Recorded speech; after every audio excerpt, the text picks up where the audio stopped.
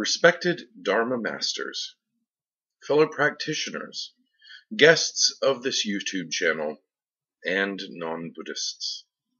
Amitofo. The topic of this Dharma talk is something extremely important and something that grasps Western Buddhists. So you have taken refuge in the Three Jewels.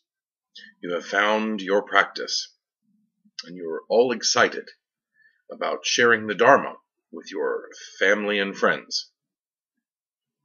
In the West, you may be greeted with a lot of hardship from the point of view of your family, your friends, your parents, your loved ones. And this is a very sad state of affairs. Oftentimes, when Westerners become Buddhists officially, their family tends to reject them. They feel as though they are turning their back on their former faith, or perhaps the faith that they were raised in. And there is anguish within the family. There are harmful words that are said, perhaps back and forth. But for those Westerners who follow the Dharma, those Westerners who have embraced the Buddha, the Dharma, and the Sangha, and they have taken refuge in the Three Jewels, what is the next step? When being greeted by your family or friends, you may receive some form of a backlash. This is something that our Asian brother and sister practitioners do not seem to have. The Buddhist faith is almost a cultural identity, and indeed they suffer something quite different. Our Asian brothers and sisters, because they are born Buddhists, they are raised in the Buddhist tradition, they sometimes squander their faith and they forget their faith. After all, it is part of cultural heritage. You see this oftentimes with Chinese, Vietnamese, Japanese, Korean, and so on. They associate Buddhism with their culture. You, as a Westerner, do not have the Buddhist culture that you're coming from. Oftentimes in the West, and specifically in the United States of America, you come from a Judeo-Christian background. Oftentimes a Protestant background. This sometimes can be most hostile towards your new Buddhist faith. Many times you will have your parents say harmful things to you. They don't seem to understand. They are upset and indeed angry that you would choose to leave the faith that you were taught. And this is where the parallel between Buddhism and Christianity, Judaism, and Islam, these are the points where common ground can be found. All three religions teach filial piety. And what do I mean by that? Honoring and respecting one's parents, obeying one's parents to a certain extent, at a certain age. If you embrace the Buddhist faith as an adult, or at least the way the law views you as an adult, 18 or older, then you have the free choice of whatever faith. However, again, this will cause anguish. And this anguish comes from 3 points. And the first two you may have realized, and the last one you may not have. The first point of confusion, upset behavior, and in some places harsh words, come from the fact that they completely misunderstand Buddhism. They see the statues on the altars and they assume that Buddhists are worshiping false idols. And this is, of course, not true. What can you say to a family member who points out that your new religion is idol worship? Simply bring, and calmly bring to their attention, most families in the West have photographic representations of family members on the wall. Simply ask them, well then why do you have portraits, pictures of grandma, grandpa, uncle so-and-so, aunt so-and-so? Are they not reminders of who that person is? They're not physically who that person is, but they're representations. And it is the same. The statues, all of the Dharma items on one of our altars, is nothing more than symbols that remind us of an ultimate reality. The Buddha statue, whether it be of Amitabha, Shakyamuni Buddha, Guanyin Pusa, Dashizhi Pusa, all of the heavenly host, every single statue is nothing more than a representation. As Buddhists, we know they are simply made of clay, porcelain, wood, gold, what have you. And in and of themselves, they hold no power. They are simply things. They are, as you and I, transitory, illusionary things. But they are things that help us focus on the truth of the Buddha Dharma. These are the things that help us focus our eyes on the Pure Land. These are the things that remind us at every moment of the day to say Amitabha, Amitabha, Amitabha, Amitabha, to make vows to be reborn into the Pure Land. The second cause of confusion comes about simply because of ignorance. And oftentimes in the West, sadly, we are greeted with ignorance that does not wish to become enlightened.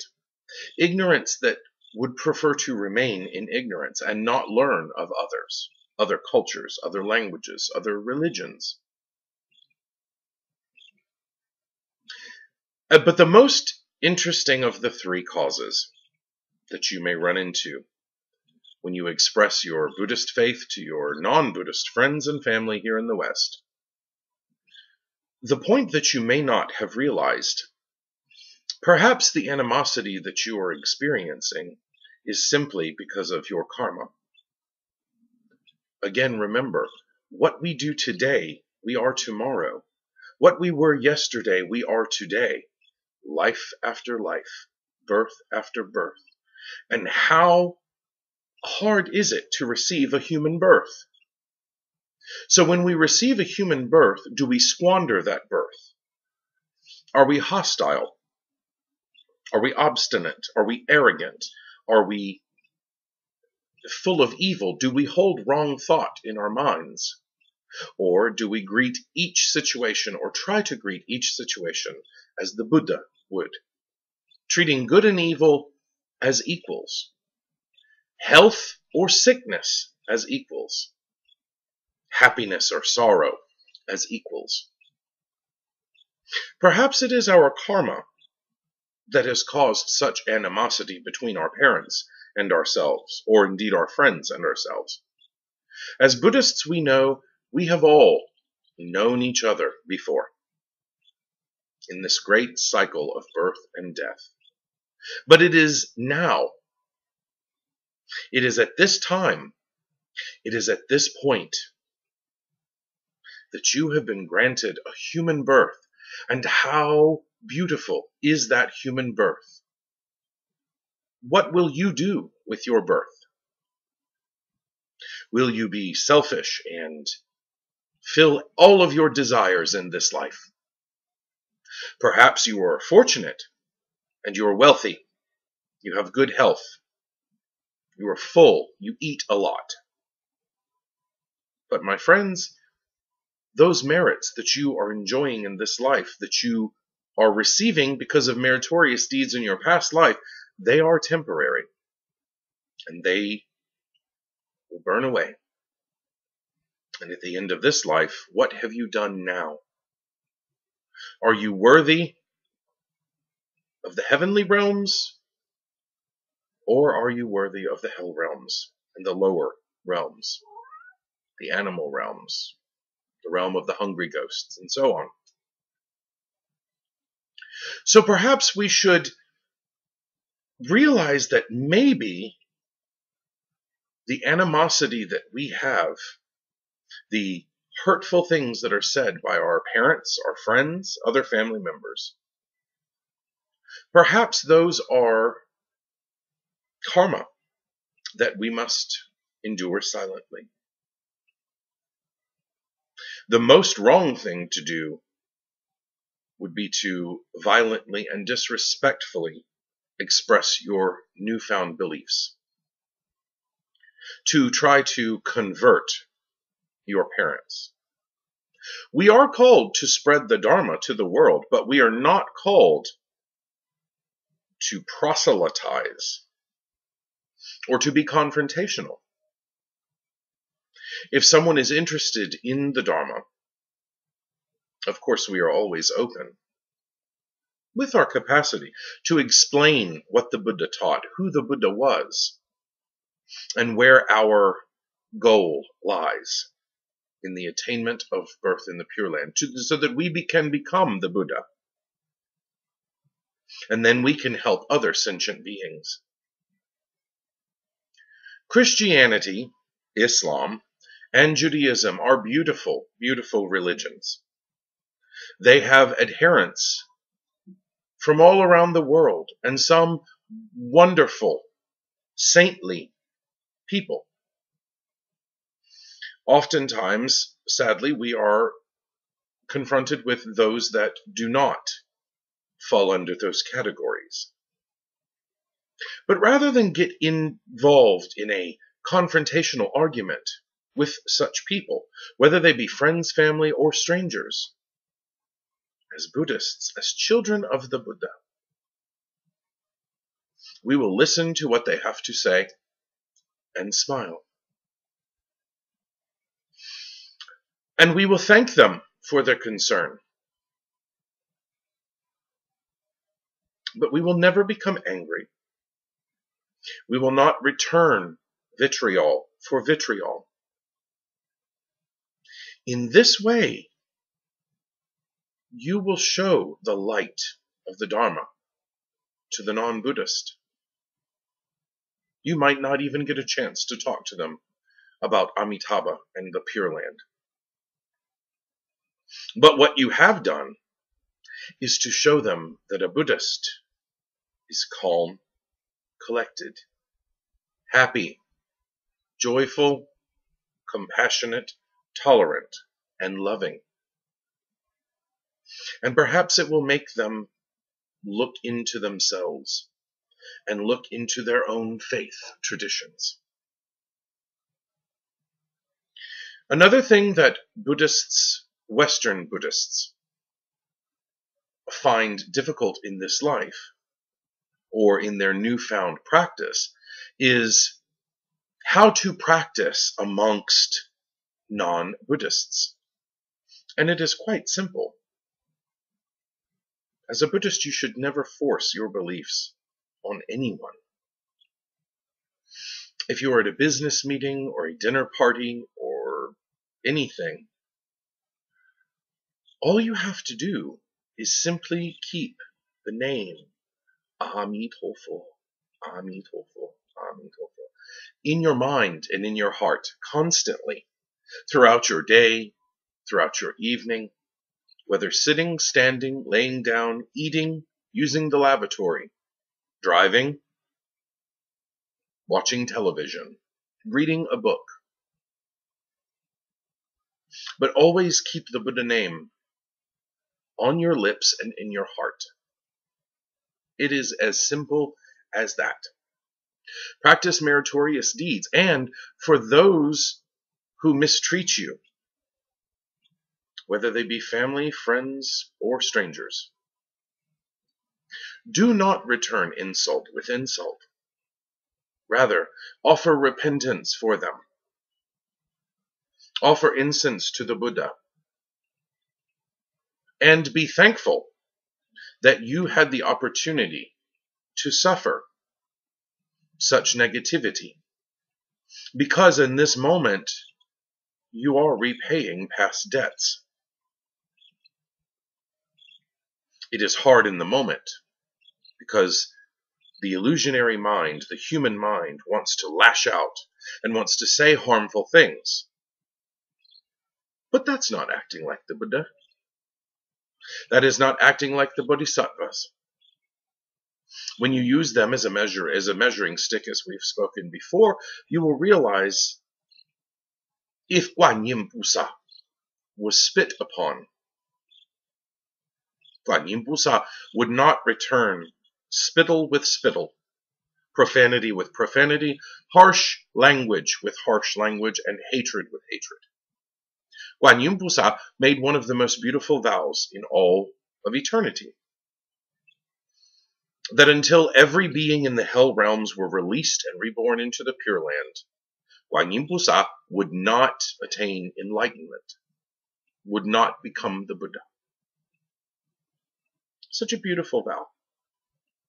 So when you are treated unfairly, unjustly, do not allow yourself to be caught up in anger.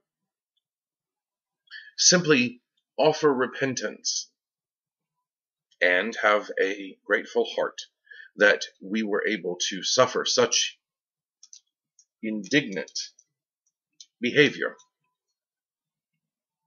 so that we may burn off our past karma. Perhaps your family members will never accept you. Perhaps they will always be full of hatred and disgust that you have chosen a different path than what they have taught you. But remember also, the Buddha taught us to have a sense of filial piety to our parents. The ultimate respect and the ultimate deference to our parents. Even if we disagree with them, and even if they disagree with us. You must always be respectful of your parents. This does not necessarily mean full obedience even into adult age. However, respect them. Listen to what they have to say. If it does hurt your heart, that is sad. But again, remember to be grateful. It's very hard to do so at the time. But remember to be grateful at this opportunity that your past karma, you are now paying this debt. Do not lash back at them. Do not be bad representatives of the Buddha. Do not be bad representatives of the Dharma. Do not be bad representatives of the Sangha. When we are met with the challenges of life, the ultimate test as to whether we are correct in our practice or not is how we deal with each situation. And oftentimes we will fail, and fail miserably. But we pick ourselves back up. Amitofo, rededicate our efforts, make stronger vows, and we will succeed. If your family and friends are open to a discussion, by all means, share to them who Shakyamuni Buddha was, who Amitabha Buddha is, who the Bodhisattvas are, what the main teachings of Buddhism are. Chanting, meditation, vows, and faith. If they are like the teacup that is being poured tea into the teacup, and it begins to overflow, and the pourer continues to pour and pour and pour, and tea spills out on the floor, if they are like this mind that is already full of their tea, their ideas, their thoughts, so that anything new will overflow, they will not be willing to hear. If your family, friends, associates are this type of person, the full teacup mind, those are the people you simply smile and listen to what they have to say and offer prayers and incense for them. Buddhism, there is no reason why people in the West should fear or have hatred towards Buddhism. Several Westerners in the past have made comments that Buddhism really is the religion of the future, because we are all tolerant, we are all loving, or we are called to be tolerant, and we are called to be loving. There are 84,000 paths to the Dharma, so many different Buddhist sects, but Buddha's teaching ultimately is all the same. So, when confronted with hardships in dealing with family and friends, remember the three: that they are ignorant and hostile. They are the teacup mind, and they're already full, so they don't want to hear any more. Or you are simply paying off past karmic debts. But at no point, as a Buddhist, should you become hateful or lash back at them. This is very hard, especially when being chastised, and especially being chastised by your parents as an adult. But the Buddha teaches us that we must respect our parents, no matter how hard it is, no matter what harmful things they say to you, no matter how much it wounds your heart. They are your parents. It is your father, and it is your mother, and it is your duty as a son and daughter of the Buddha to endure that hardship, preferably with a smile, and then offer repentance. Chant the Buddha's name. Make vows for your parents. Make vows that they will be born into the Pure Land after death, so that they won't have to come back to this life, this constant cycle. I am your son, I am your daughter, I am your father, I am your mother, and so on. And these relationships, lifetime after lifetime after lifetime, build and build. The hatred, the vitriol, the harmful speech that is being spoken to you now, perhaps this is something that has been stewing for eons and eons, lifetime after lifetime.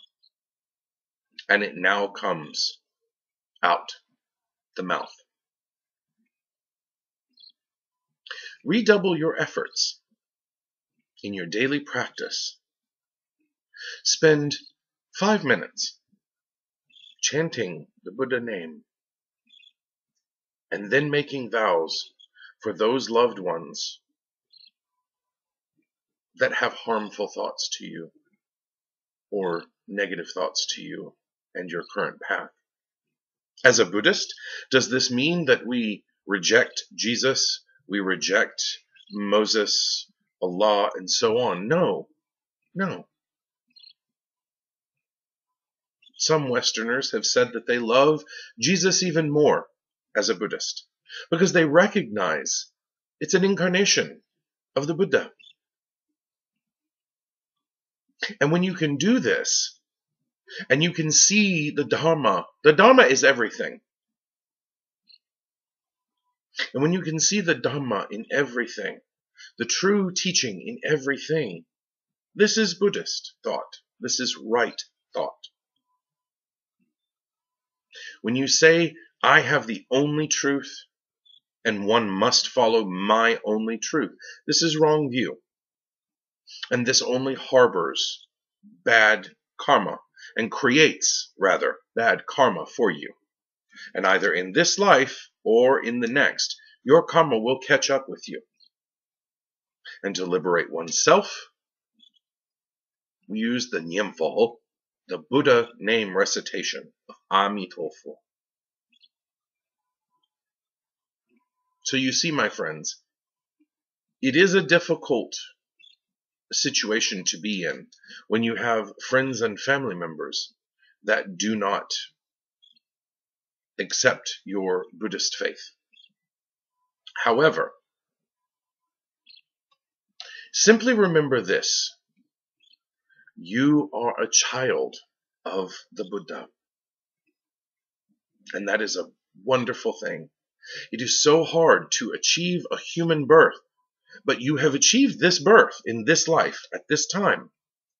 And it's even harder to hear the words of the Buddha, to hear the Dharma being preached, to feel that lotus open. But you have touched that sweet, sweet nectar that is the Buddha Dharma, that is the name, Amitofo. So redouble your efforts, my friends. Chant harder, meditate, recite the Buddha name, make vows, and have faith that you will be reborn into the Pure Land. And for those members of your family, chant even harder. The more hateful, the more negative they are to you, the more you should chant. You see? The more harmful, hateful, wrong view speech that is thrown at you, the harder you should chant. The more you should offer repentance, the more incense you should offer. But most importantly, the more you should chant, Amitofo, Amitofo, Namo, Amitofo, Namo, Amitofo, for those people that hold all of these wrong view towards you. My Dharma friends, especially to you Westerners, I hope that this small Dharma talk has helped you. I understand that it has been a while since I've been able to make Dharma talk videos. But there will be more, and there will be more soon. And we will explore the teachings of the Buddha. We will explore what it is to be a Buddhist in the modern era, and especially here in the West. My beloved friends, Dharma masters and guests, I wish you all of the best. Redouble your efforts. I wish you rebirth into the Pure Land after death.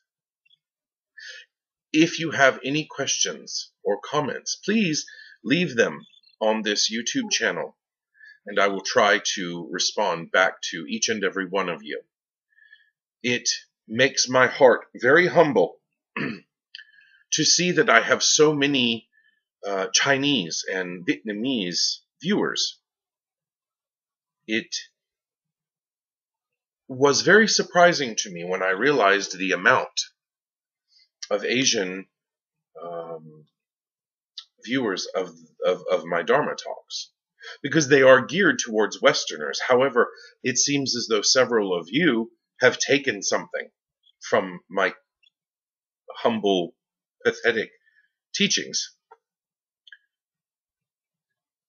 And that is very humbling. And if I in any way can help explain the Dharma, that is my point. That is why I took those vows. My friends, remember what I have said. Remember that all relationships, whether they be family, friends, or what have you, we have all known each other before.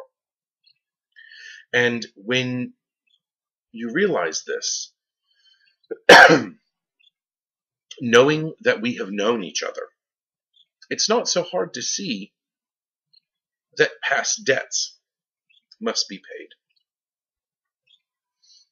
It's harmful at the time, and it hurts, but it is simply